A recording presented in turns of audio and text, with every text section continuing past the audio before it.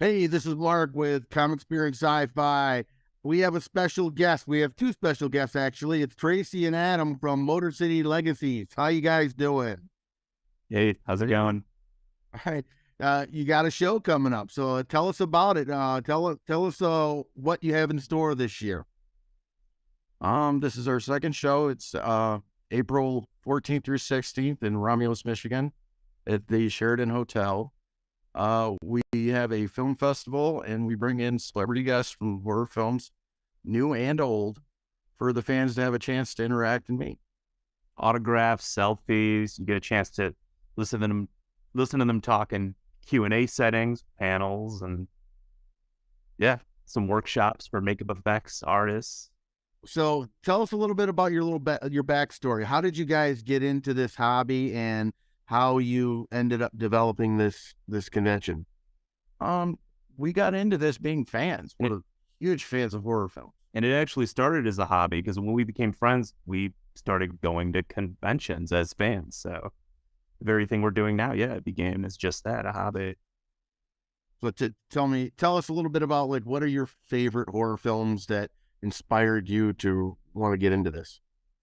Um, Mostly anything that had really gory effects. I'm a makeup artist by trade. I went to school for it.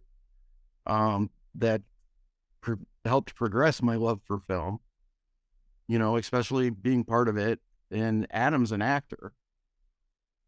So you guys were obviously big fans of Tom Savini, Rick Baker, Oh, God, yeah. Bob Bottin, all those greats.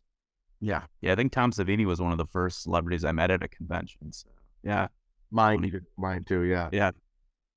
So now, with this new show coming up, what do you have in store for us? Like, what celebrity guests are going to be attending this year? So far, the celebrity guests we've announced, all except one, are new to conventions, and I'll let Adam cover them. Well, yeah, a couple of them are brand new to conventions. C. Ernst Hart, he was the great child in 13 Ghosts. He had a little cameo in Trick or Treat. He's in Scooby-Doo 2, the live-action movie. We're going to be his first ever convention appearance, so he's new to this whole world.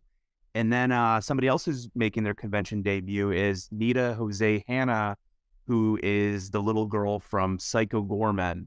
And that's a film we're doing a big reunion with. She's going to be there. And then Matthew Nineveh, who plays Psycho Gorman himself, is going to be there. And then maybe somebody else is going to be announced fairly soon to round out the reunion in a fun way.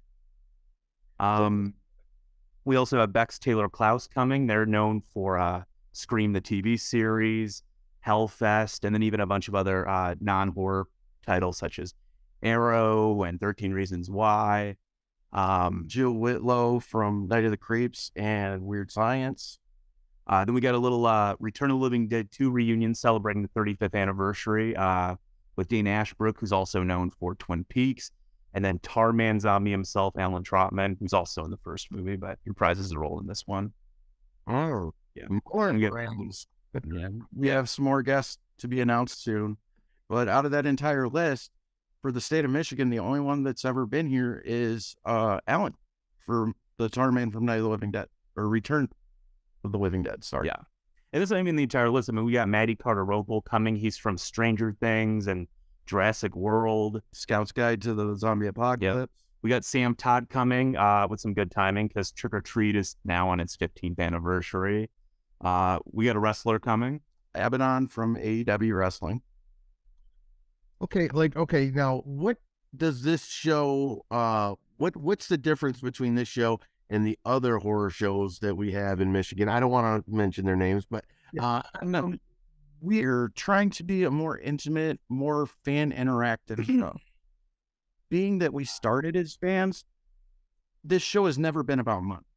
It's about putting on an event and giving people options that they haven't had. Things that we wanted when we were going to shows. Well, that's great. Now, what kind of vendors are you going to have for the attendees to, We have over 80 vendors, majority all custom, handmade, or, individual to that vendor's items. We have shirt dealers, we have toy dealers, we have some that sell fake body parts. prompts and props. well, We have independent film filmmakers. We have independent film distributors. Like even for our film festival, we're working with a film distributor that's gonna anyone that wins in the film festival, they're willing to sit down and talk to about distribution. Awesome. that's a pretty good incentive. Yeah. Let's talk a little bit more about some of the inspirations for you guys to get into this kind of work. Tell me who do you extremely idolize in this business in terms of acting and directing? Give us a little bit of a taste of what you like. Gosh, I mean, in the genre, as far as directing goes, I'd say George Romero would probably be the primary one. George Romero, Wes Craven, but then there's a ton of others like Adam Green and Mick Garris and Sam Raimi, of course. Him, especially Sam Raimi being local. Yeah, there's all kinds of branches of inspirations. I mean that alone's just filmmakers, but then as an actor myself, we book certain guests, and there's even one guest we haven't announced yet.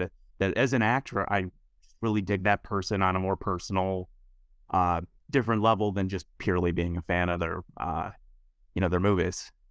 And the thing had such an impact on me, just the stuff that Rob Bottin was able to do, and the things he used to do it is just amazing. It's had a huge impact on my life. I've always wanted to be a makeup artist. I was lucky enough to go to school. I run the makeup department for Michigan's largest haunted house, Erebus, and have for almost the last 10 years. It's not that this is just a different show or a different business. Horror has been a huge part of both of our lives. Mine too. Growing up, I was a big horror fan. I'm probably a little bit older than you guys. So growing up, I was just more of a fan of like the old Universal and Hammer stuff. And then I gradually moved into watching more of the gorier splatter stuff, the Italian stuff, and then going into like the 80s, American Werewolf in London, The Thing, Cronenberg stuff, and I just ate all that up, growing up, and I can tell you guys are the same kind of fans. Where do you see your show like moving to, like in terms of like gradually advancing to in the upcoming years? Where do you want to be in say 5 years? Probably a bigger venue, first and foremost. Being our second show, we figured at least 3 years before we would be big enough as far as patron attendance and the types of guests we could afford to bring and get. And I already feel like on our second year, we're pushing it. So do you have a wish list of like actors and directors who you would like to get to your shows in the future? Yes, of course. Yeah. Could you devolve? There's the personal favorites that, for no other reason, we just love to bring because we love them. But even our guest list, we plan out a guest list well in advance, and due to people's availability, the guest list is never the same by the time we announce everyone. So at what point did you become from going from fans to putting on these shows, and what were some of the obstacles of doing that? And what was it like after your first year discovering, some of the challenges and some of the pitfalls? The transition from going to shows to starting one, we both used to go to a show every year here. And there was a point we thought that it might end, and I offered to buy the show, and for what they wanted for it, I was able to do the show without it. Some of the pitfalls is anytime you ever try and start anything, there's always going to be people that doubt you and tell you you're making a mistake. And you just have to go with what you believe. And if it's worth fighting for, you're going to do it. Yeah. And then the show is referring to, I was involved with the show. So, and the timing just kind of worked because I was walking away for a number of reasons. And then he had this idea. So it just seemed like an obvious thing to go from, for me to go from that to this. Unfortunately, there was a lot that I gained doing that show, be it relationships and connections. And I could take those over to what, we wanted to do together and utilize it in really good ways that really helped us. And one of the biggest reasons is as fans, we didn't want it to end. You know, I feel more comfortable in a convention with a crowd of people I don't even know because we all have the same love for the same thing. So what did you learn after that first show that now you're applying to the next show? The first show, we didn't do everything we wanted to do because it was the first show and we were trying so hard just to pull it off. A lot of trial and error. And there was a lot of trial and error. And, things we're adding to this show is we didn't have time to set up an after party for the first show. We're doing that. We're trying to make more interactive things for the fans to be around the celebrities, to have a good time, that you're not just there to make a buck. We want you to come. We want you to enjoy yourself. We take everyone's suggestions as far as guests or ideas. We listen to them all. And if majority of them, if we can make them work, we will. And we have, we don't look at this as our show. This is everyone that comes show. And we just want to make it the best we can. One of the first things I tell the agents or even the celebrities, if I'm talking to them directly, is that our show is more intimate. It's not a cattle call.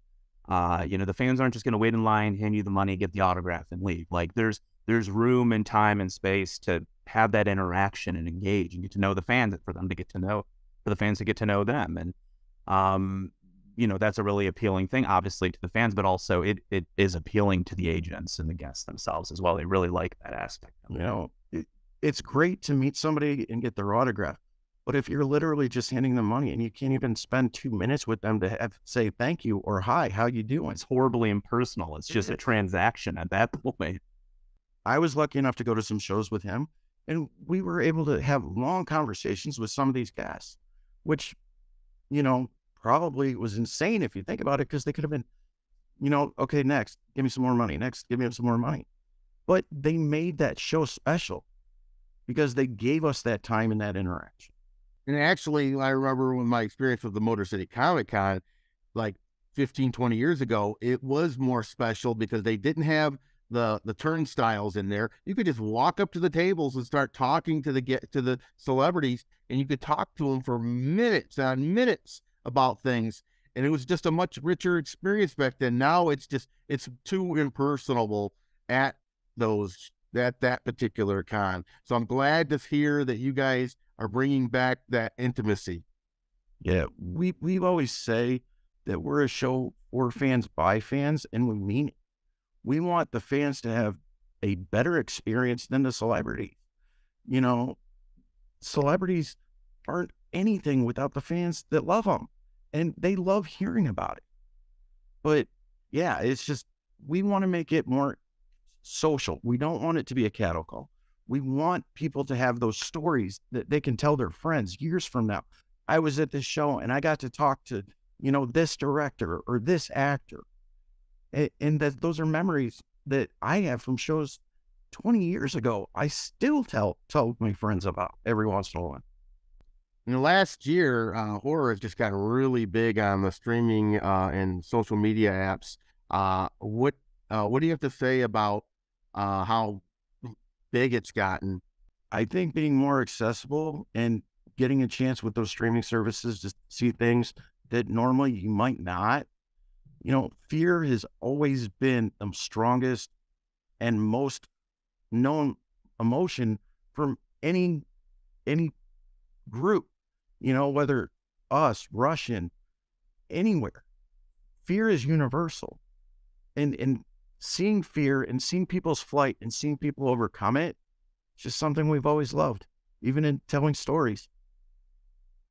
And I think the content that's out there, the films and TV series have been put out, I think they finally have found this great balance of familiar but also fresh. We're still getting the Scream sequels and the Halloween sequels. Everybody's familiar with that. Everybody knows they want that. But then you got this great fresh, new stuff out there like, X and Pearl and Smile.